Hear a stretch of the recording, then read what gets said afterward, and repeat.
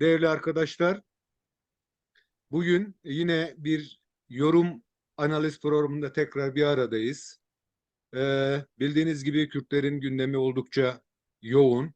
Bugün ele alacağımız konu Kürdistan Ulusal Kongresi'ne dair olacak. Ancak bunun öncesinde öne çıkan bazı durumlar var. Bildiğimiz gibi Kürtlerin her gününe hemen hemen sığan bir e, katliam, bir öldürme durumu söz konusu ve Paris'te gerçekleşen saldırıya dair bir konunun üzerinde duracağız. Aynı zamanda e, Kongreya Netevaya Kürdistan Ulusal Kongresi ile ilişkin bir çalışma yapacağız. Değerli konuğumuz Kürdistan Ulusal Kongresi eş genel başkanı Sayın Ahmet Karamuz. Karamuz 1957 yılında Urfa'ında dünyaya gelir. Ondan sonra 1980'deki faşist 12 Eylül darbesinden sonra yurt dışına çıkar. Yaklaşık 40 senedir Kürdistan Ulusal Kurtuluşu'yla ilgili siyasetine devam eder ve bugün e, İsveç'te sürgün ve 21. Genel Kurulda da yine Kürdistan Ulusal Kongresi'nin eş başkanlığına seçilir sevgili Zeynep Murat'la birlikte. Sevgili hocam hoş geldiniz. Nasılsınız? Teşekkür ederim. Selam, saygılar. Teşekkürler. Hocam bildiğiniz gibi yine gündemimizde bir değişiklikler oldu. O da Paris'teki bu saldırı. Bu saldırıya dair ana kadar 7 kişinin yaralı olduğu söyleniyor. 3 kişinin de şehit olduğu söyleniyor. Bunlardan birisi Kürt sanatçı Mir Perver. İkincisi de yine Avrupa Kürdistan Kadın Hareketi'nden e, aktivist Emine Karavaya Evin Goyi, bir de Abdurrahman Kızıl olduğunu görüyoruz. Bu duruma göre buna dair bize neler söyleyeceksiniz? Kaneke olarak bu süreçte neler yaptınız?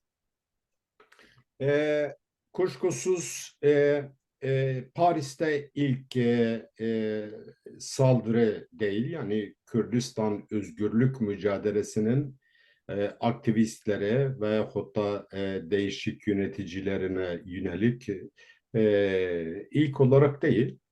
Bundan 10 sene önce yine de Paris'te şu anda katledilen 3 Kürdistan siyasetçisi daha önce de benzer bir terör saldırısı özellikle Türkiye sömürgeci güçlerin MİT'in katılımıyla, planlamasıyla benzer bir saldırı olmuştu. O dönemde de yine Kürt siyasetçisi, kadın siyasetçileri Sakine Cansız ve 2 arkadaşıyla birlikte aynı bölgede şehit edilmişti. 10 Evet, sene sonra bu işte tekrardan bir Paris'in orta yerinde Kürt siyasetçileri yine de terör saldırısıyla karşı karşıya. 3 şehidimiz var ve bazı unsurlarda şu anda yaralı şekilde. Hedef bilinçli seçildi. Siz biraz önce bahsettiniz. Evin Goyi veyahut da diğer adıyla Emine Kara evet, sadece Kürt Kadın Hareketi'nin öncüleriyle kalmayıp aynı zamanda KCK'nin konsey üyesiydi. o. E, e, Böyle durumlarda hedefin bilinçli ve planlı bir şekilde seçildiğini, saldırgan ne kadar tek başına kurumun içerisine girmesiyle onun tek başına yalnız olmadığını, beraberinde işte e,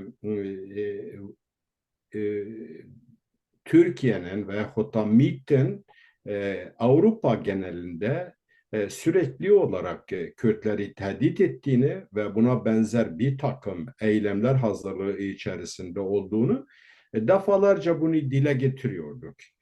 Ve bu konuda işte her alanda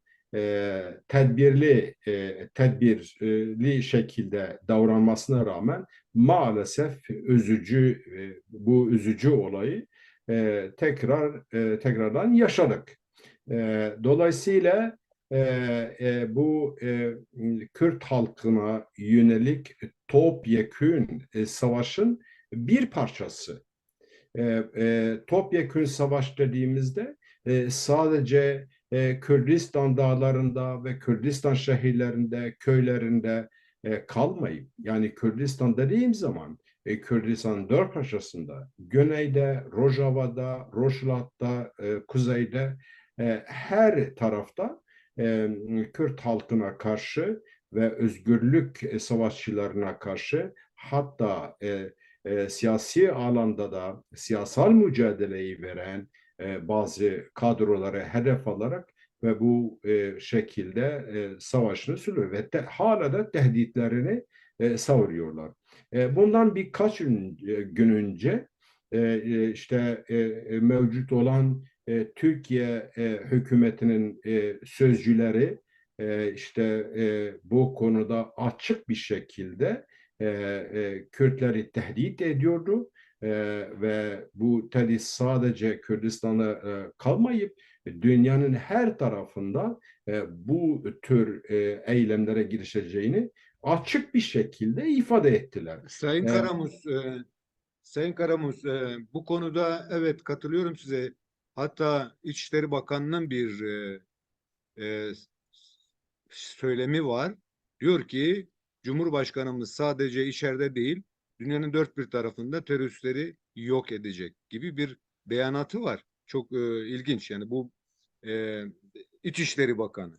Sizin de belirtmiş olduğunuz gibi 9 Ocak 2013'te de böyle bir eylem gerçekleşmişti ve bir bölgede çok rahat bir şekilde bir insan gidiyor ve e, özellikle de Ahmet Kaya Kürt Kültür Merkezi'nde ve yine aynı sokakta bir e, başka iki dükkana daha girerek bu eylemini gerçekleştiriyor. evet, doğru.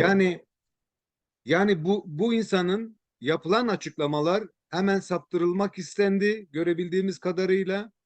İşte ırkçı bir insanın kendi başına vermiş olduğu karardan dolayı bu saldırı gerçekleşti ve son gelen bilgilere göre de e, tutuklanmasının gerekli olmadığına dair bir savcılık kararı olduğu söyleniyor. Evet, Yani burada da sadece hükümetin yaklaşımını değil, e, biz Kürtlerin de nasıl ki 2013'teki sakinelerin olayının gerçekleşmesinde zaaflarımız vardı. Bu olayda da bizim zaaflarımız var mı, yok mu? Bu konuyla beraber neler söyleyeceksiniz? şimdi aslında zaaflarımızın var olma veyahut da yok olma ötesinde Kürtler zaten açık bir şekilde ve bütün dünyanın gözü önünde siyasal mücadelelerini veriyor. Haklı siyasal mücadelelerini sürdürüyorlar. E, Evet. Sadece şu var, en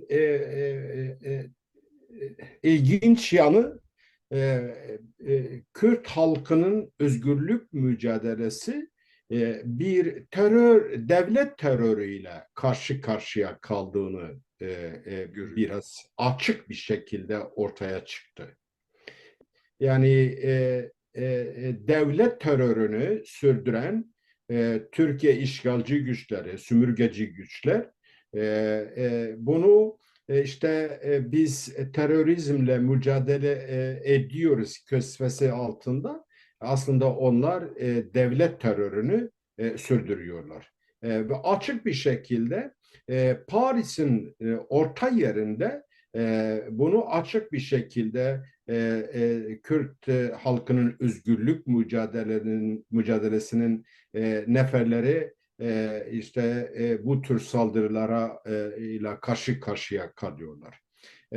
Yani bu tedbir alma eksikliğiyle veyahut da şuyla boyuyla onu bir tarafa bırakırsak yani artık dünya bunu açık bir şekilde bilmesi gerekir. Kürtler böyle gaddar, işgalci, devlet terörünü sürdüren bu devlet terörü sadece bu döneme ait olarak değerlendirmek yanlış olur.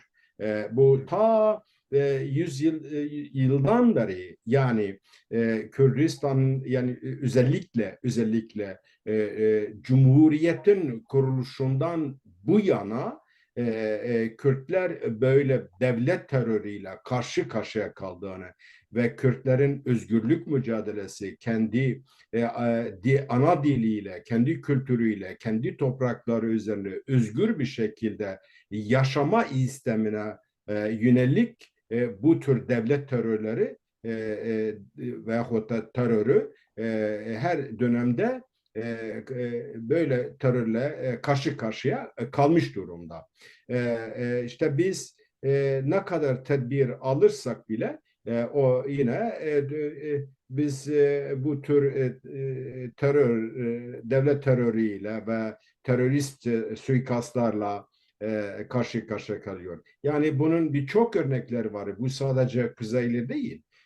Bunu eğer Kürtlerin özgürlük mücadelesinin tarihine bakarsak benzer olaylar defalarca gündeme gelmiş. Yani bunu işte Doktor Abdurrahman Kasımlı'dan tutun, Şeref Kendi'den tutun, Kendinden kadar. bir sürü insanlar işte Sakine Cansız ve arkadaşların olaylarına baktığımızda artık ne kadar canavar ve vahşi bir devlet terörüyle karşı karşıya kaldığımızın Rahatlıkla açık görebiliyor. örnekleridir. Yani bu şekilde biz işte efendim tartışmaları ve hatta konuşmaları kısır bir döngü içerisinde sürdürürsek mutlaka bunu bir sonuca varamayız. Ancak şu var, her şeye rağmen yine de tedbirli davranmak Evet. gerek ve böyle bir düşmana karşı tedbirli ve tedbirlerimizi de elde bırakmamak Bırakmamamız lazım. koşuluyla hareket Değerli etmek. Karamus, 1900 2013'teki Paris katliamı sürecinde e, baktık ki birçok şey çok gizil yürütüldü ve çok henüz de açığa çıkarılmamış sonuçlar var. Ancak bu katliam sonrasında dikkatimizi çeken bir şey var. Dünyanın dört bir tarafından Kürt halkına başsağlığı mesajları Evet, geldi. Bu çok ciddi bir değişim ve dönüşüm olduğunun da biz göstergesi olarak ele alabiliriz. E, Bundan hareketle umarız Fransa hükümeti de bunları göz önünde bulundurarak bu Sakine Cansızların karşılaştığı sonuçla karşılaşmaz ve kısa sürede bu durumu sonuçlandırarak Kürt halkına sağlıklı bir bilgi verebilir. E, ikinci olarak size sormak istediğim 21. Genel Kurul'da yine eş başkan seçildiniz. E, 3 Aralık gibiydi. Yine kongre sonrasında Bafıl Taraban'ın Rojava'yı ziyaretinin ve bu katliamın bugün olması bu sürece denk geliyor. Kongre toplantısı, işte Kürtler arasındaki iletişimin güçlendirilmek istenme süreci ve bu. Dolayısıyla bu konuda kongrenin öne çıkardığı neydi? Ne yapmak istedi? Bu sürecin bir sonucu olabilir mi bu? evet. Tabii ki şimdi şöyle 21. Genel Kurulumuz yani kongremiz öyle hassas ve nazik bir dönemde. Yani tehlikelerle karşı karşıya kaldığı bir dönem. Yani özellikle Kürdistan özgürlük mücadelesi genelde Kürdistan'ın dört parçasında özel gerek Rojava'da yani Doğu Kürdistan. Batı Doğu Kürdistan Kürdistan. olarak değerlendiriyoruz. E, Yine Ha, Amini'nin evet. işte özgürlük mücadelesine ve özgürlüğe susamış, demokrasiye susamış, işte canını bunu bedeli olarak verirken ki bu vahşi olayı özellikle ayatollahların işte pastarları gencecik insanımızı kıyarak ve onu işte özgürlük mücadelesi ve özellikle kadın özgürlüğü alanda haykırdığı için onu öldürerek ve bu artık gerek Doğu Kürdistan'da ve gerek İran'ın genelinde bir direniş, bir başkaldırış, özgürlüğe yönelik, demokrasiye yönelik ve artık bu tür saldırılara karşı tahammül kalmadığını göstererek ve Kürt kadını bu demokrasi ve özgürlük mücadelesine ön ayak olarak öncülük etmesiyle ve bu tamamıyla İran'ın geneline sıçraması ve şu anda arada 3 ay geçmesine rağmen hala da bu direniş, bu Devam ediyor. başkaldırış, demokrasi yönelik Kürt kadının öncülük ettiği bir demokrasi mücadelesi devam ediyor.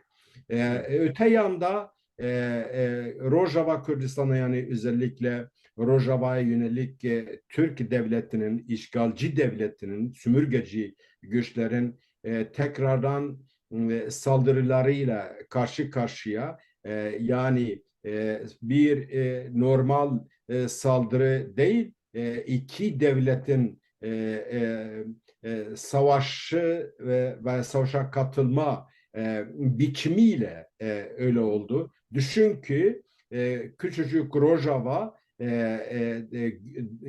günlerce Evet. uçak saldırıları, dronalar, SİHA'lar, füzeler, tank, top yani günümüzde işte savaşlarda kullanılan en modern, en sofistik silahlarla saldırılar başladı. Ve o saldırılar hala da devam ediyor. Devam. Bu saldırılarla kalmayıp fiili olarak işgal etmek istiyor. İşte böyle bir dönemde ve aynı şekilde Güney Kürdistan'a yönelik bir operasyonlar, bilmem, bu İşgaller operasyonları, yani. işgal girişimleri bir sonuç almaksızın ve devreye kimyasal silahların konulması ve hatta bir Türk ordusunun bir generali biz sadece kimyasal silahları ile kalmayıp aynı zamanda taktik nükleer silahları da kullanıyoruz. Böyle bir şekilde ifade etti. Yani bu bizim söylediğimiz şeyle kalmayıp bizzat kendileri televizyon ekranlarında bunu dile getirdi. Biz kullanıyoruz. Evet. Ve Kuzey Kürdistan'da topyekun bir savaşın gerek demokratik alanlarda, gerçi demokratik alan kalmamış Türkiye'de ve Evet. her alanda işte operasyonlar, tutuklamalar, zindana atma, işkence, yoksulluk, sefalet her türlü ve benzeri saldırılar mevcuttur. Dolayısıyla böyle bir dönemde genel kurulumuz yani kongremiz toplandı. Kuşkusuz kongremizin gündemi bununla İlgili.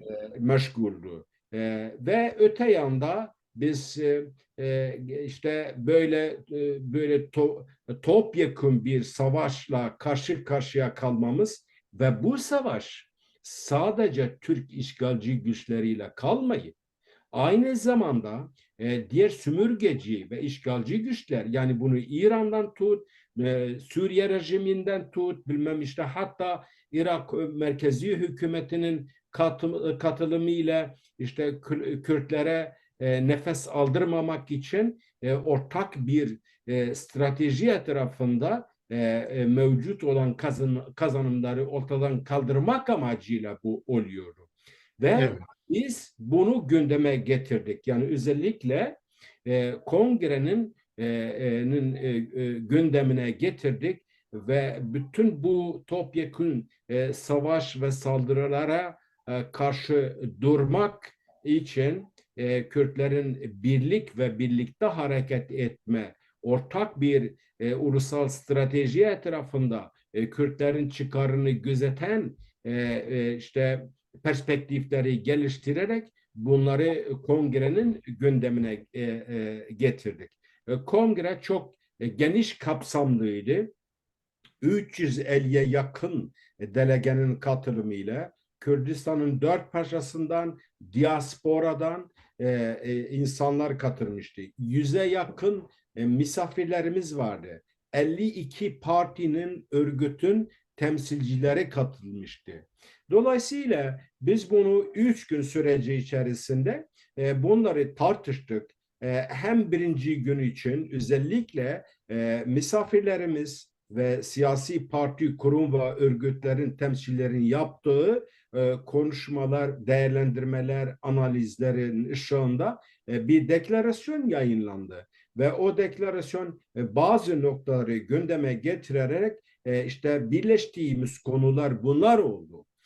Tabii ki kongrenin diğer günleri de kendi iç çalışmalarımızı daha güçlü, daha kapsamlı, daha kapsayıcı bir ulusal kongrenin geliştirilmesi ve bunu Kürt halkı genelde her alanda gerek siyasal alanda gerek güvenlik açısında gerek işte diplomasi alanında ve her konuda işte ortak perspektifinin ortaya çıkması için çalışmalar yaptı. Sayın Ve Karamuz, e, o noktaya tekrar döneceğiz. Gerçekten de sizin de belirttiğiniz gibi bu son yıl özellikle ağırlıkta olmak üzere, yani 100 yıllık bir Kürt mücadelesi var gerçekten, ama son 40-50 yılı da çok daha yoğun geçen bir mücadele ki en son sizin de belirttiğiniz gibi İran'daki Jina Amine'nin İran polisi tarafında dövülerek öldürülmesinde sonucunda ciddi gelişmeler olduğu ve o e, İran'ın hem Kürdistan bölgesinde hem de öbür bölgelerde yeni bir başkaldırı süreci e, doğurdu. O da yetmedi. Yine Kürtlerin mücadelesi noktasıyla birleşerek Jinjiyan Azadi ile formüle edilen Kürt, Kürdistanlı kadınların siyasal mücadelesinin sloganı olarak bütün dünyaya yayıldı ve bugün dünyanın dört bir tarafında kadınlar bu mücadeleye katkı sunmak için çaba sarf eder hale geldi. Bu da mücadelemizi daha bir görünür, daha bir yaptığımızın ne kadar haklı olduğuna dair e, bir evet, gösterge. Aynı zamanda Rojava'daki gelişme büyük bir açılım sağladı. E, Güneydeki zaten son 30 yılda göreli bir e, devlet olgusu var. Her ne kadar beklentilere yeteri cevap vermese de, ama mevcut bir Kürdistan bölgesi diyebileceğimiz bir alana mevcut. Yani Rojava ile beraber başka bir atılım oldu ve bu noktada Rojava ile Güney güçlerinden birilerinin bir araya gelişi, bu aynı zamanda şey sürecine de denk geliyor. Türkiye Cumhurbaşkanı Erdoğan'ın Kobani o iş bitti gibi bir tanımlaması vardı. Yani sanki pazarlıklar yapılmış, o pazarlıklar sonucunda elde edilmek istenen gerçekleşmiş. Bu hemen akla şeyi getiriyor. Yani Güney ile Rojava'da iyi kötü böyle bir yere sıkıştırılmış bir alan tamam ama kuzeyde biz Kürtlere bu hakları vermeyeceğiz. Ve onun göstergesi olarak da e, Halkların Demokratik Partisi üzerine müthiş yoğun bir baskı. Yani düşünsenize basın açıklaması bile yaptırılmıyor. Ve hatta eş başkanlar parti binasına sokulmadı. O da yetmiyormuş gibi e, Kuzey Kürdistan'daki yerel parti DTP'nin e, bürolarına girildi.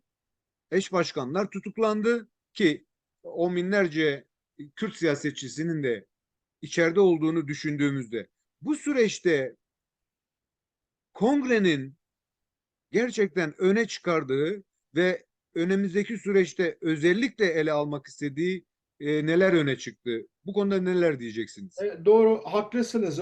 O konuda zaten başta da biz bunu vurgulamıştık. Yani Kürdistan'ın dört parçasında ve diasporada her alanda düşman güçleri, yani bunu düşman, özellikle bu kelimeyi ifade etmek istiyorum. Türkiye işgalci güçleri Kürtleri bir düşman muamelesiyle yaklaşıyor ve böyle bir savaşı sürdürüyor.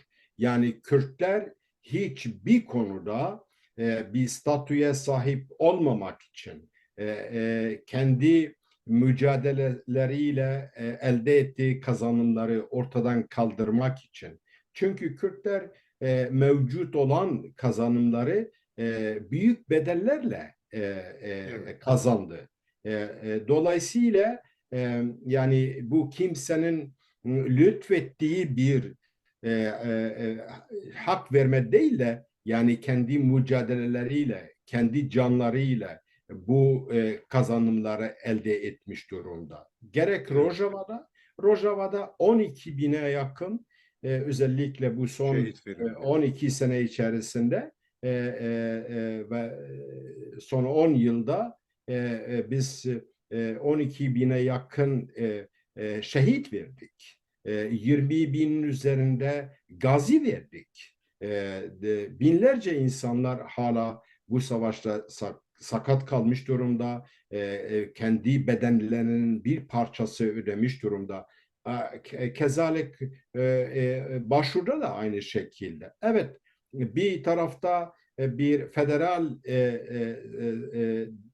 sistem statüsüne sahip, diğeri de işte Revebirya Hosser denilen, yani kendi kendini yönetme, Özerk yönetim, evet. her ne kadar uluslararası alanda bir statüyü, resmi bir statüyü kazanmamışsa, ama de facto olarak böyle bir durum mevcut.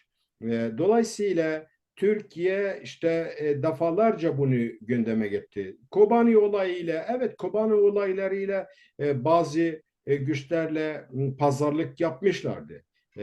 Bazı anlaşmalar da olmuştu. Ama Kürtlerin siyasal mücadeleleri, direnişleri dönem dönem bu tür pazarlıkları bertaraf ediyor. Yani etkisiz hale getiriyor.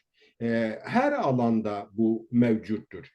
Biz sizin de bahsettiğiniz durumları, bunları değerlendirerek, bunları işte kazandığımız mevzileri nasıl bunları koruyabileceğimizi ve bunları işte resmi bir statüye kazandırma, bu tür ancak Kürt halkının ve Kürdistan halklarının birliktelik mücadelesiyle birlikte hareket etme, düşmanla işbirliği yapmama konusunda bunları gündeme getirdik.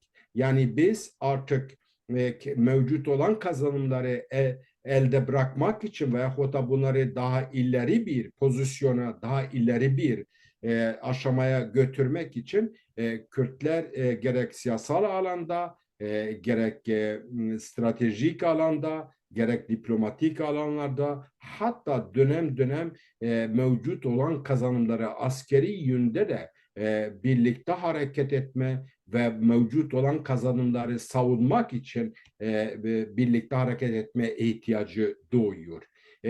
Keneke'nin, yani Kürdistan Ulusal Kongresi'nin rolü, misyonu bu yönde en etkileyici ve en can alıcı bir durumda bunları gündeme getiriyor. Ve bunları Kürtler arasında evet doğru olabilir. Yani ideolojik anlamda bazı dönemlerde de farklı farklı görüşler de olabilir. Biz işte farklı pozisyonda olabiliriz ama mevcut ulusal kazanımları, ulusal hakları elde etmek için bunları ikinci bir plana bırakıp savunmalarımızı, birlikte hareket etmemizi, gerek siyasal, diplomatik, uluslararası ilişkilerde bunları ön plana çıkarmamız gerekiyor.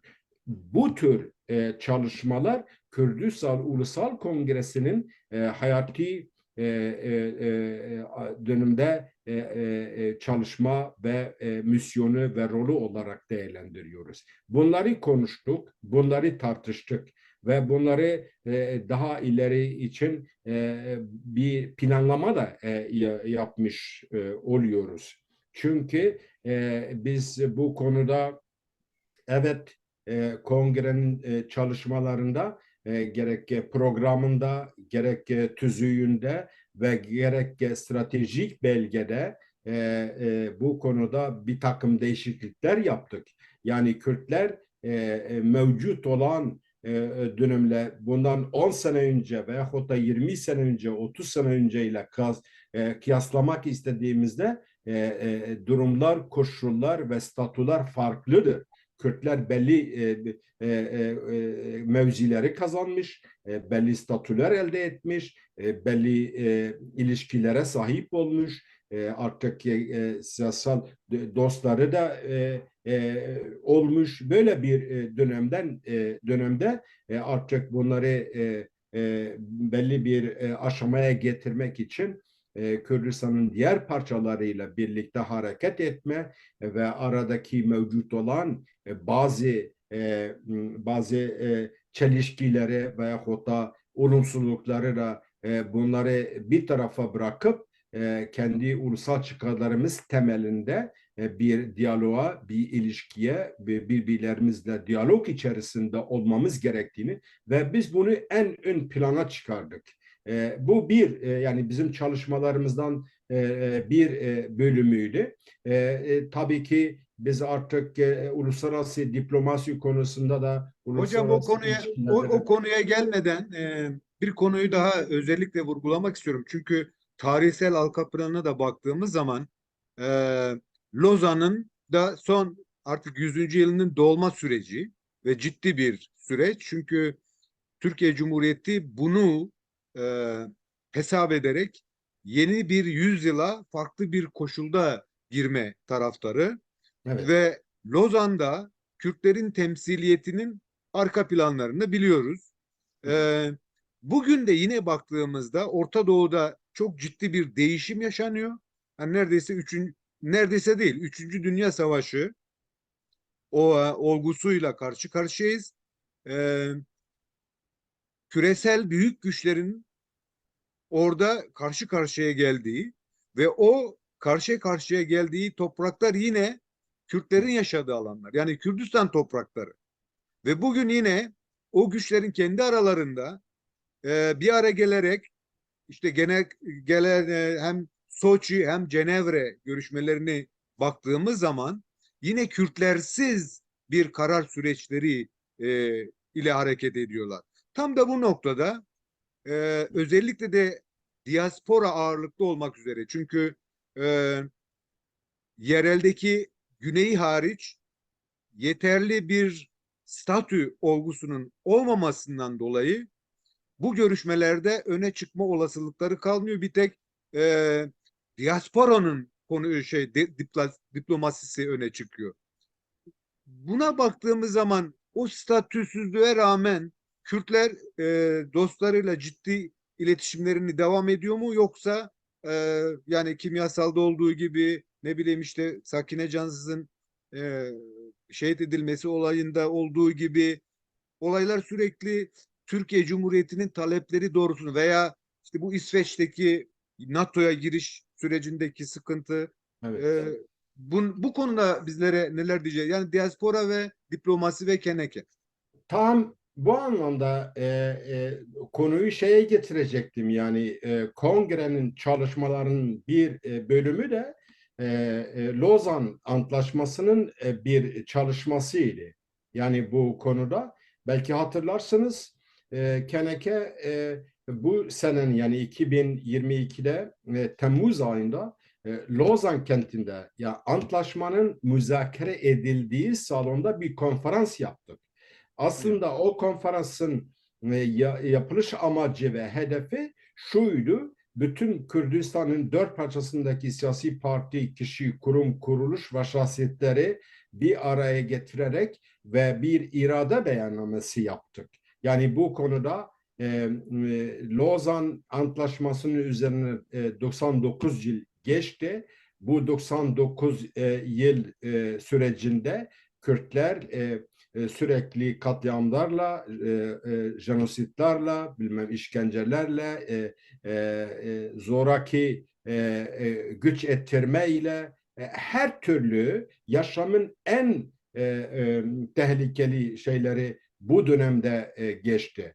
Kürtler hiçbir zaman mevcut olan Lozan Antlaşması'nı kabul etmedi. Ta 1925'ten sonra ki Şeyh Said Efendi'nin bir isyanı var, bir başkaldırışı var, evet, serhindanı var. Bu konferans aslında Kürt halkının bir irade beyanıydı. Yani biz artık bu antlaşmayı kabul etmiyoruz, kabul etmemişiz ve etmeyeceğiz. Bu evet, şekilde oldu. Şimdi tam 100. yıla denk gelen bir planlama esas çalışmalarımız bu konuyla ilgilidir. Yani sizin de bahsettiğiniz Lozan Antlaşması bu geçmiş yüzyıla ile kalmayıp gerek işte uluslararası alanda ve siyasal konjonktüre baktığımızda artık tekrardan benzeri Lozan antlaşmaları olmaması için Kürtler tüm gücüyle çalışıyor ve evet, böyle bir çalışmayı da Keneke önüne koymuş durumda. Kongrede, yani bu bahsettiğimiz 21. kongresi, Keneke'nin 21. kongresinde bunu geniş ve detaylı bir şekilde yaptığımız planlama gündeme getirdik ve bunun üzerinde tartışma yürüttük. Artık bu sadece bir Keneke ile sınırlı kalmayıp bütün Kürdistani güçleri den oluşan bir komite oluşturulmuş ve evet, 20 önümüzdeki yıl yani 2023 ilk yarısı tamamıyla benzeri çalışma ve böyle bir planlama yapmışız. Şubat ayından başlayıp ta Temmuz ayının sonuna doğru giden bir çalışma süreci, bir planlama, bir takım konferanslar, paneller, toplantılar, işte bilimsel araştırma yapan kurum, kuruluş kişiler ve benzeri buna benzeri çalışma yaptık. Ve hatta şöyle ki bütün 100 yılı içeren belgesel çalışmalar yapıyoruz. Bu konuda kültürel çalışmalar yapıyoruz. Bu konuda işte Kürt halkının özgürlük mücadelesi vardı aşama itibariyle böyle bir çalışma. Yani bunları değişik çalışma formlarıyla, biçimleriyle gündeme getirmiş oluyoruz. Artık Kürtler Kürtlerin benzeri Lozan antlaşmaların yenileyip uzatılması konusunda tahammülü kalmamış. Çünkü Kürt halkı bu konuda belli bir iradeye sahip, belli bir potansiyele sahip, belli bir güce sahip, aşamayı ve kazanımları elde etmiş olan bir süreci kapsıyor.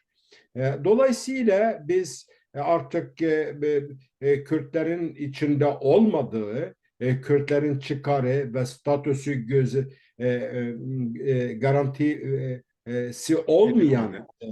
garantisi olmayan benzeri antlaşmaları kabul etmiyoruz ve buna karşı mücadelemizi sürdüreceğiz. İşte bu kongrenin belli bir çalışması da budur. Esas olarak bu konuda Birleşmiş Milletler nezdinde, gerek Avrupa Konseyi nezdinde, gerek uluslararası kurum ve kuruluşlar nezdinde bir takım çalışmalarımız oluyor. Yani gerek siyasal, gerek diplomatik ve gerek hatta devletler arası ilişkiler konusunda artık Kürt halkının ve Kürdistan halklarının belli bir statüye layık olduğunu ve böyle bir kazanımları elde etmesi için yoğun bir çalışma ve tempo içerisine girmiş olacağız. Hocam bu kongreye baktığımız zaman aynı zamanda e, belirtmemiz gerekir ki kongre kararlarının dışında oluşum tarzı ile ilgili de bazı eleştiriler var. Dolayısıyla sanıyorum bu aynı zamanda hem diplomatik alanda hem de Kürtlerin özellikle diasporada olmak üzere kurumsallaşmasına da etki eden bir olumsuzluk yaratıyor.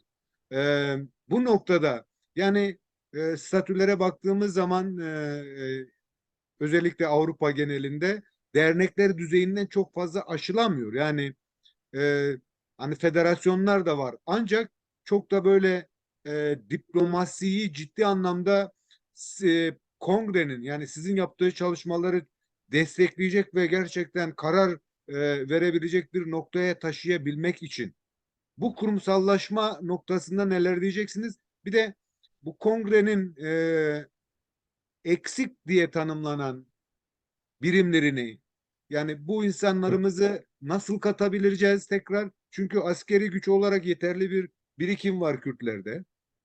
Coğrafik güç zaten var.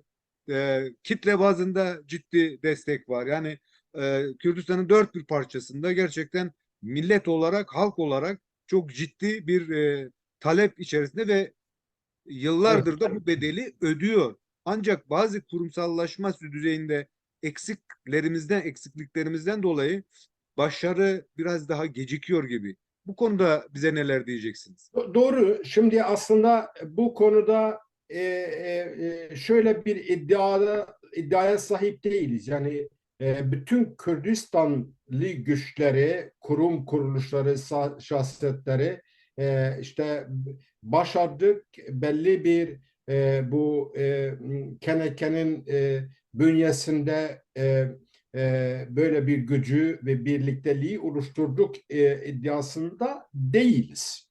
Hani bu konuda daha bir takım çalışmalar yapmamız gerektiğine inanıyoruz. Evet. Bu anlamda dikkat ederseniz son birkaç yıldır bu konuda yoğun bir çalışma ve yoğun bir tempo içerisine girmiş oluyoruz. Yani biraz önce de bu konuya değindim. Bazı işte kuruluşlar var, partiler var. Hala bunlar Keneke'nin bünyesinde yerlerini almış değiller. Evet. Bunları kazanmak için, bunlara yönelik çalışma yapmak için yoğun bir çalışma içerisindeyiz. Ve böyle bir çalışmaya da ihtiyaç duyuyoruz.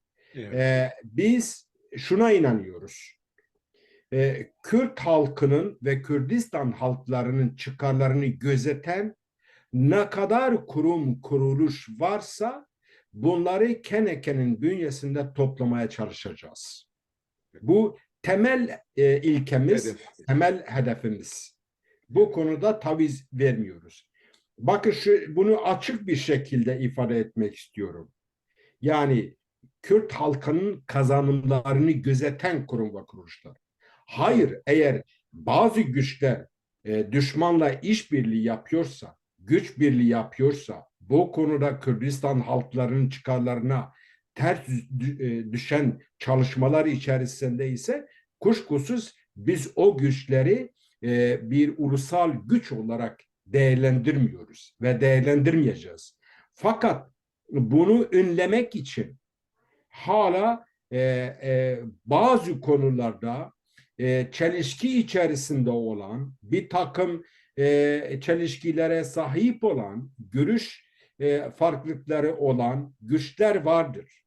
Ve biz bu güçleri birleştirmek için bir araya getirmek için belli bir diyaloğa yol açmak için çalışmalar içerisindeyiz. Biz hiçbir zaman bir tek partinin, bir tek kurumun veya bir tek tarafın ulusal kongresi değiliz. Biz Kürdistan halklarının kongresiyiz. Bütün dört parçanın ve diasporadaki Kürdistanların çıkarlarını gözeten, kollayan ve onu savunan bir kurum ve kuruluşuz. Dolayısıyla biz bazı konularda bir takım eksikliklerimiz olabilir. Kurumsallaşma açısında, profesyonel çalışma açısında bir takım eksikliklerimiz olabilir. Çünkü bu eksikliklerimiz de bazı eksik olanaklardan kaynaklanıyor. Ve eğer biz Kürdistan'ın dört parçasındaki bütün güçleri bir araya getiremiyorsak, yani kuşkusuz çalışmalarımızdan bir zaaflık veyahut da bir eksiklik hissediyoruz. Yani bu konuda. Ben bu konuda şuna inanıyorum. Evet, temel prensip burada temsiliyet sorunu var. Evet. Temsiliyet sorunu Kürdistan'ın dört parçasında, diasporada, aslında bir de kadın cinsiyet eşitliği, yani Kürtlerin kadın konusunda ve kadın mücadelesi konusunda bu konuda tamamıyla tavizsiz bir şekilde Kürt kadın hareketinin genelde Kürdistan Ulusal Kongresi'nin bünyesinde eşit haklara sahip olması gerekiyor. Eğer bu konuda biz bunu başaramıyorsak temel özelliklerimizden, temel misyonlarımızdan bir eksiklik hissedeceğiz. Bu konuda biz yönetimi oluştururken bütün bu konuları çok özenle dikkat ettik ve hareket ettik.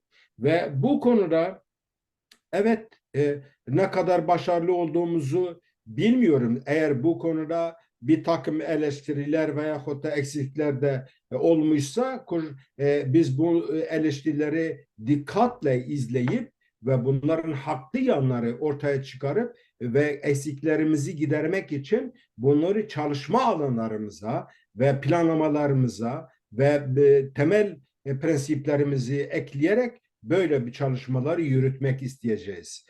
Yani bu konuda ne gerekiyorsa tavizsiz, tereddütsüz bir şekilde bunları gerçekleştirmeye çalışacağız. Bir Teşekkür. şey var konusunda, uluslararası ilişkiler konusunda, diplomasi alanında biz yeterli bir desteğe sahip değiliz ve böyle bir statüyü belki de eksik yanlarımız da olabilir. Fakat şunu unutmamak gerekir. Kürtlerin tarihi sürecinde hiçbir dönemde bu yönde çalışma yapan bir kurum kuruluş gündeme gelmemiştir. İlk olarak Kürtler 24 sene bir mücadele sürecinde böyle bir kurumlaşmayı, böyle bir temsiliyeti, böyle bir uluslararası alanda çalışma yürütebilecek kurumu gündeme getirmemiş. Biz bunu şu ana kadar başardık. Yani biz işte eksiksiz veyahut da bazı konularda yanlışlarımız, eksiklerimiz, bilmem şu bu olabiliriz. Ve tabii ki biz bunu Kürdistan halklarının bütün kurum ve kuruluşlarıyla, şahsiyetleriyle, entelektüelleriyle, akademisyenleriyle bunların desteğini alarak bunu gidermeye çalışıyoruz. Teşekkürler Sayın Kamus. Bir şey daha vurgulamak istiyorum. Kongrenin sonuç bildirgesinde dikkatimi çeken iki şey var. Birincisi, gerçekten uluslararası bir çağrınız var. Yani artık ciddi anlamda başta küresel güçler olmak üzere, yani etkili olan güçler Evet, olmak üzere, öbür halkların da e, hükümetlerine ve halklarına çağrılarınız var. Yani Kürtlere karşı tutumlarının değişmesi gerektiğine dair ve özellikle de halklar bazında. Ee, Öte yanda yine Kürdistani güçlere ve Kürtlere de çağrılarınız var. Yani e, iki eşit noktada ele alıyorsunuz ki Kürdistan ve Kürdistan halkları dediğimiz zaman bunun içine Ermenisi, Keldanisi, Asurisi evet, de evet. giriyor. Bunların da hem uluslararası alanda hem de yerelde ciddi katkılar var. Özellikle Rojava bunun en belirgin özelliklerini gösteriyor zaten. Ve yine uluslararası noktaya baktığımızda yani Amerika Birleşik Devletleri başta olmak üzere bu belirtmiş olduğunuz süreci ki yani 1985'te Kürdistan Ulusal Kongresi başlamış. O günden bugüne yapılan çalışmalardan dolayı yani Rojava'da ve kuzeyde verilen mücadelenin ideolojisinin artık e, kabul edildiğine dair de bir veri var aynı zamanda. Yani e, ve bu güçlerin birleştirilmesi noktasında da çok ciddi çabalar e, ki en son işte Waffle Tanabe'nin gidip de komutanla görüşmesi buna bir örnek. Ama bir şu eksiklik de yok mu sizce? Yani bizim bir araya gelişimimizin sebebi sadece bizim ideolojik ayrılıklarımız değil de bu uluslararası dengedeki yer edinmede, oradaki diplomaside, oradaki ciddi anlamda güç dengesinde sıkıntıların da etkisi yok mu sizce? Kuşkusuz vardır. Şimdi şöyle bir bu sizin bahsettiğiniz konuların bir özeti olarak ortaya koymak istiyorum. Şimdi uluslararası alanda ki bunu Birleşmiş Milletler nezdinde, düzeyinde şunu. Kürtler tarihi sürecinde bir çok yanlış kararlara, haksızlıklara, zulümlere maruz kalmış bir halktır. Tarihi süreç olarak. Kürt halkı şu anda bahsettiğimiz kimi 50, kimi 60 milyon, kimi 70 milyon diyor. Ne kadar da olsa Kürdistanlılar ve Kürt halkı Orta Doğu'da en dinamik, en canlı ve en tarihi olarak yerleşik olan bir halktır, bir millettir, bir ülkedir. Bunu açık bir şekilde. Bugüne kadar eğer uluslararası alanda Birleşmiş Milletler nezdinde Kürtlere bu kadar haksızlık yapılmışsa çağrımız onlara yöneliktir. Bir de şu var, uluslararası güçler var. Yani biz biliyoruz gerek Birinci Dünya Savaşı'nda gerek İkinci Dünya Savaşı'nda ve hatta bu dönemde Kürtler bu paylaşım savaşları dönemlerinde mutlaka hak etmiş olduğu yeri bulmamıştır. Evet. E, Dolayısıyla onlara yönelik bir çağrımız. Yani işte global anlamda bölgemiz birçok savaşlara, paylaşım savaşlara, yeni dizaynlara maruz kalmış.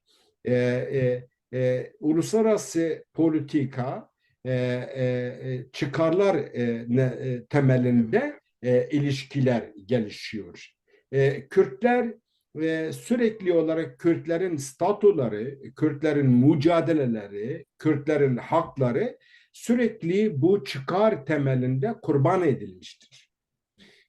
Çağrımızın bir yönü de onlara yöneliktir.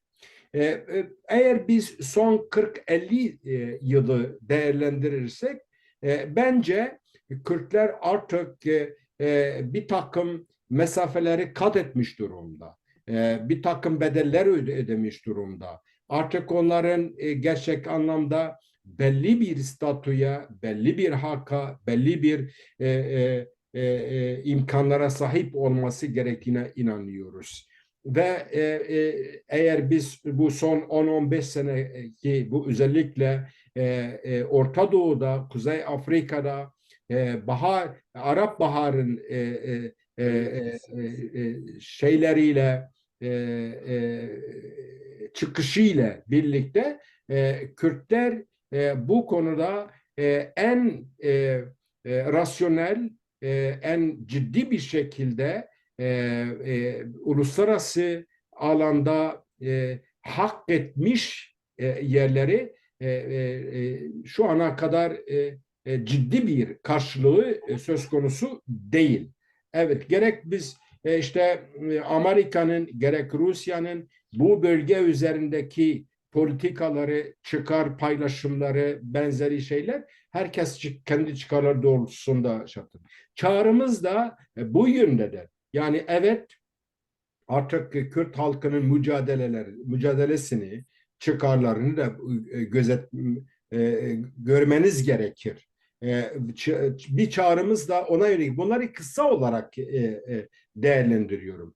Tabii ki biz bunları iddia ederken, yani biz bu çağrıları iddia ederken, biz Kürt halkının kendi iç dinamikleri, bilmem işte bir araya getirmeden, ortak bir strateji etrafında bunları birleştirmeden birlikte hareket etme olanakları ve böyle bir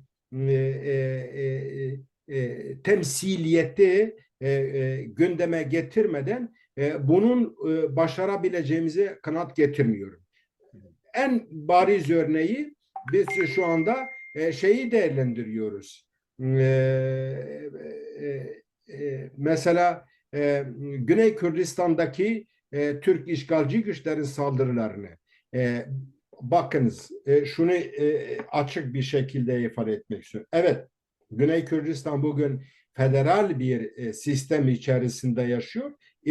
Irak merkezi hükümetiyle birlikte federal bir statü yaşıyor. Ama gerçek anlamda orada karar veren ve karar mekanizmasını realitede ve tam bölgede karar sahibi olan Türk işgalci güçlerdir.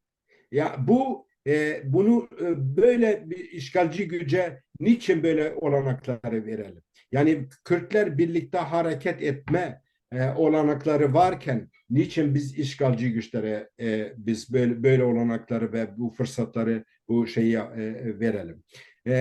Çağrımız da yani kendi içimize yönelik birlikte hareket etme açısında çağrımız onlara yöneliktir. Ve biz çağrımızı tekrardan ineliyoruz. Bakın şu ana kadar bundan bir saat öncesi programa başlamadan önce işte İbrahim Kalın'ın bir değerlendirmesiyle şey yaptım. Ve özellikle bu son gerek Avrupa'daki gelişmeleri, Paris'teki gelişmeler bilmem benzeri şekilde düşman ne kadar bizim iç çelişkilerimizden faydalanıp bunu uluslararası alana taşıyarak ve herkesin burnunun dibine sokuyor ve diyor işte Kürtler hiçbir statüye, hiçbir hakka layık değildir. Yani böyle bir siyaset böyle bir siyasetle karşı karşıyayız. Biz bu fırsatı düşman güçlerine vermişiz. Yani Kürtler vermiştir. Dolayısıyla bunları ortadan kaldırmak için Kürdistan Ulusal Kongresi'nin en temel çalışmalarından ve hedeflerinden biri kendi iç çelişkilerini bir tarafa bırakıp ulusal çıkarlar temelinde belli bir stratejinin etrafında kümelenmesi gerekir, birleşmesi gerekir. Evet, çıkarlar belki bazı konularda çelişkilerimiz var ama o çıkar çelişkileri ulusal çıkarların Önüne geçmemeli yani. önüne geçmemesi gerekir. Bizim temel çalışmalarımızın ve temel hedeflerimizden biri de bu olacaktır. Özellikle bu önümüzdeki dönem bunun üzerine ciddi bir şekilde yoğunlaşıp böyle bir kamuoyu özellikle Kürdistan kamuoyunu oluşturmaya çalışacağız. Teşekkürler Sayın Kamus. Ee, Değerli seyirciler, değerli dostlar, yorum analiz programında sevgili hocam Ahmet Kamus'la beraberdik. Değerli hocam, programımızın sonuna gelmiş bulunuyoruz. Özellikle de Kürdistan'ın genel üst boyuttaki stratejik noktayı yine vurgulamak üzere son olarak Kürtlere ve Kürdistanlılara neler diyeceksiniz? Bu konuda son sözlerinizi alayım. Ben şunu kısa bir cümleyle ifade etmek istiyorum. Evet, Kürdistan Ulusal Kongresi ciddi görevlerle karşı karşıya, ciddi misyonlarla karşı karşıya. Tarihin bize vermediği fırsatları bugün elde etmişiz. Gerek örgütlenme açısından, gerek temsiliyet açısından, gerek siyasal bilinç ve birikim açısından ve kendi varlığımızı, kendi kimliğimizi, kendi ulusal çıkarlarımızı herkes gibi biz de yaşamak istiyoruz. Bu konuda belki Keneke her yönüyle e, e, ciddi bir çalışma veyahut da istenilen düzeyde bir çalışma yapmıyorsa bunu bir eksiklik olarak değerlendiriyoruz. Ama bunların farkındayız. Olanaklarımız bu açıdan ki bunu ortadan kaldırmak için de herkese çağrımız vardır. Yani gerek siyasi parti, örgüt, kurum, kuruluşlar, şahsiyetler, aşiretler, hatta mezhepler, dinler de yani Kürdistan'da var olan oluşumlara herkese çağrı yapıyoruz. Çalışmalarımıza destek verilmesi gerekir. Biz Kürdistan halkların desteğini ve birikimlerini o konuda faydalanmazsak kesinlikle Kürdistan halkının topyekun bir şekilde onların çıkarlarını gözeten çalışmalar eksiksiz kalacaktır. Kürdistan'ın hiç kimsenin şüphesi olmasın. Amaç ve hedeflerimiz, arzu ve isteklerimiz Kürdistan halkların demokratik eşitlik temelinde, demokrasi temelinde, birlikte yaşama arzusu temelinde çalışma yapmak istiyoruz. Eksiklerimiz olabilir, yanlışlarımız olabiliyor. Fakat yüreklerimizle, isteğimizle bütün bu eleştiri ve eksiklerimizi bunları bertaraf etmek için ki bunları bertaraf etmek derken biz halklarımızın ve insanlarımız desteği almadan biz bunları bertaraf edemeyiz. Bu beklentiler içerisinde herkese başarılar diliyorum. Serkeftin yameyi, serkeftin yameyi. Spas Mamasle Hoca, değerli dostlar, yeni bir yorum analiz programında görüşmek üzere. Hoşça kalın diyorum. Kendinize iyi bakın.